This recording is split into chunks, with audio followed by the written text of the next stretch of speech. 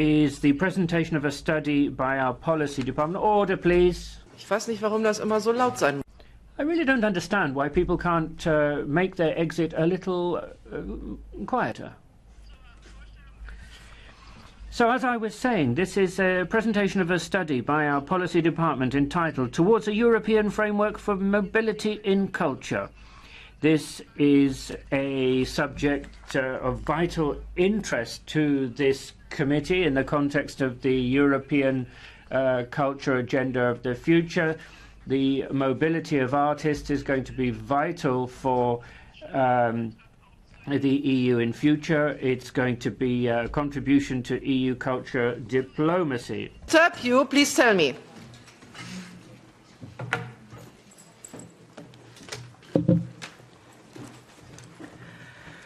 Die künstlerische und kulturelle mobility of artists is something that happens at European level, at member state level, and it's of interest all round. It's part of Creative Europe.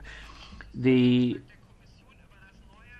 Commission has made a proposal about a new Creative Europe program, and I'm sure this presentation will be helpful in this respect, in that horizontal measures for mobility of cultural creators will be included. And therefore, without further ado, I'd like to introduce to you our guests, Clémentine Daubeuf and Theodora Pletoshu from KEA European Affairs. I don't know what that is, but they're about to explain to us, I think. Be as brief as you can, because we're very much behind schedule, and I therefore entreat you to keep within 10 minutes for your presentation, and whichever may take the floor first. It's lovely to have you. Welcome. Thank you, Chair. Good morning. So, good morning. I'm Clémentine Daubeuf from KEA European Affairs. So first, I will start our presentation with the objectives of our study that will also structure the way we present. First, we've been commissioned to carry out a desk research of available data concerning the mobility of cultural and creative professionals in Europe, in order to get an overview of the objective, the characteristics of the mobility, as well as key obstacles that prevent those professionals from moving across borders. Secondly, we have critically assessed the proposal for the new Creative Europe program regarding only the mobility dimension to envisage potential synergies with the European policies and funds. We've looked at the work of the Open Method of Coordination Working Group on Mobility Support Programs initiated in 2011. And finally, we put forward some recommendations toward a European framework, a dedicated framework to mobility in the cultural and creative sectors in the context of the multi-annual financial framework. Our desk research has highlighted the importance of mobility in the cultural and creative sectors, first for the professionals themselves, because mobility allows them to exchange knowledge, values, and work practices across Europe. And mobility, as we define it, is the temporary cross-border movement of artists and cultural and creative professionals that is not only an occasional movement, but really part of their regular working lives on international markets. Mobility allows them to enrich their professional experiences abroad and increase employment opportunities. We've also seen that in a changing context of economic pressure and evolving work patterns across the sector, with the rise of entrepreneurship, for instance, professionals need to be equipped with new skills. Therefore, mobility also allows them to learn, train, and build capacity and network internationally, which is very important to develop their professional capacities. We see that mobility practices are evolving towards lighter, more flexible and shorter mobility forms. So mobility is not only about residencies, although this is a lot of mobility opportunities. Those residencies are also evolving towards more multidisciplinarity, being also more innovative, working with other sectors such as science and health. there are also a rise of workshops, incubation programs, peer-to-peer learning that are what we call those new mobility forms. If we look at local and regional levels, mobility positively impacts creative ecosystems. They nurture vibrant communities and contribute to open, innovative societies and economies. This is also why a number of mobility initiatives are supported by cities and regions. Mobility is also about international cultural relations, international dialogue, and ultimately trade in the cultural and creative sectors. Finally, we've seen that cultural mobility also contributes to European integration and fostering a sense of belonging to a common cultural space. It's also a way of leveling disparities that exist in the support to the cultural and creative sectors across Europe, as we will see a bit later in the presentation, and therefore avoiding leaving blank spots in the cultural infrastructure. And finally, it's also a catalyst to bring citizens together through participation in cultural projects and manifestation, bringing them a diversity of cultural expressions and therefore bringing about cultural awareness. I will hand over to my colleague to present the support that has been given to mobility in at the European level. Okay, so given the manifold impacts that mobility has on wider society and economy, as my colleague just mentioned, the topic of mobility was gradually streamlined across several EU policy areas, ranging from foreign and neighborhood policy to EU single market or research innovation. As for example, the Service for Foreign Policy Instruments, which set up the cultural diplomacy platform in the wider context of the EU strategy for international cultural relations, offer several possibilities for mobility of cultural entrepreneurs. Sorry. Okay. Another example is COSME, which is the dedicated EU program for competitiveness of SMEs and entrepreneurship, has gradually achieved important mobility dimension via several initiatives that it promoted and acquired and supported along this last financial period. Also, Horizon 2020, which is the dedicated program for research and innovation at EU level, has supported several projects that promote mobility in the cultural and creative sectors. Also, another important aspect is that the 2007 European Agenda for Culture has basically opened a new chapter of coordination between EU member states, precisely on the topic of mobility, via the open method of coordination. So as such, between 2011 and 2014, there were 3 working groups of EU member states experts who worked precisely on specific issues related to mobility. The important findings that these groups provided are also used in our study, and they're also used to advance policy work on mobility issues at EU level.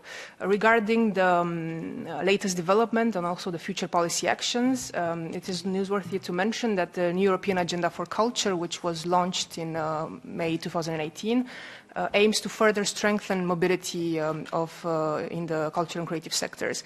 And to do so, it considers the development of a dedicated framework for mobility in the field of culture, and also it considers the launch of a pilot mobility scheme in the current Creative Europe program, which is basically due this year.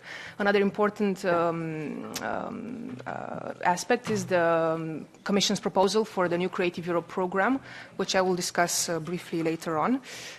At the same time, unfortunately, mobility is still hampered by several issues regarding regulations, socioeconomic context across Europe. So, for example, the regulations regarding social security and taxations are not harmonized between at the member states level, and also they don't generally take into consideration the work specificities of artists and cultural professionals. So, for example, there is still no clear definition of what an artist does or is, and the EU legislation. So, given the inherent dynamic of the work of an artist, for example, it is common that an artist might be subjected to several legal statuses, as for example employed and self-employed at the same time, which basically lowers the level of social protection in situations of mobility.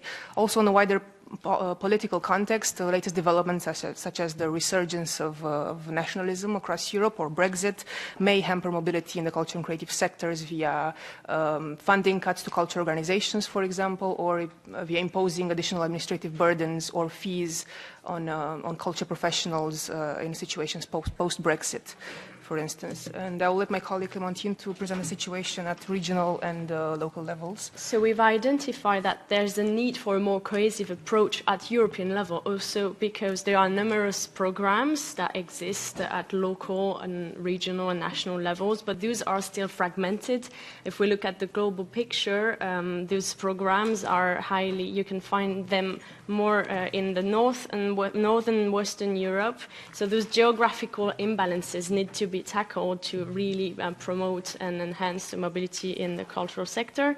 And they are also dependent, those programs supporting mobility are dependent on national funding and therefore subject to political fluctuations, as well as recalled by my colleague. And we've seen more mobility programs supporting artists than cultural and creative entrepreneurs as such. So there is also a need to complement on those numerous and yet successful programs. In what concerns the support at EU level, as I already mentioned, while there are opportunities for mobility, they are generally scattered and not connected by a clear strategy to push forward and to strengthen mobility in the cultural and creative sector. So, as you know, the bulk of the EU support comes from Creative Europe, but at the same time, programs like COSME or Horizon 2020 support several opportunities, give several opportunities to mobility. However, these opportunities are not visible to cultural and creative entrepreneurs, given the fact that these opportunities basically serve other EU policy objectives such as innovation or competitiveness of SMEs. Erasmus Plus, for example, offers other opportunities for mobility. However, they are generally limited to students or to young creative entrepreneurs under the age of 30. In what concerns the international dimension, initiatives like the Eastern Partnership or Cultural Diplomacy Platform offer different opportunities. However, they are not continued by a clear strategy, and as such, they are not the results of these opportunities are not continued and further deepened on a longer term. Also, in what concerns the mobility in the new Creative Europe program, the proposal for the Commission further acknowledges that more needs to be done, and also out of this, strengthening the cross-border circulation of culture operators becomes the first priority of the future culture sub-program. However, we don't know exactly how this priority will benefit mobility. We don't know if there's going to be a single dedicated action or if mobility will be streamlined across several support actions, as we already had in the current program. However might be the case, actually, we feel that there is the need to strengthen the idea that there is the need for a dedicated framework for mobility at EU level, which will basically act as a standalone measure to support and push forward different EU policy objectives, such as promoting cultural diversity, fostering career internationalization of cultural operators, or fostering social innovation.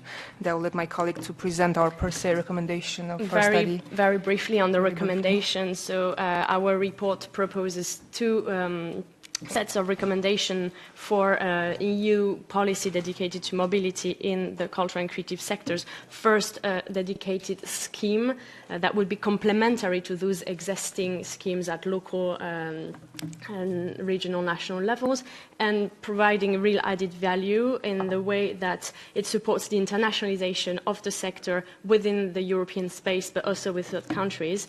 It also is aligned on EU policies on innovation and entrepreneurship.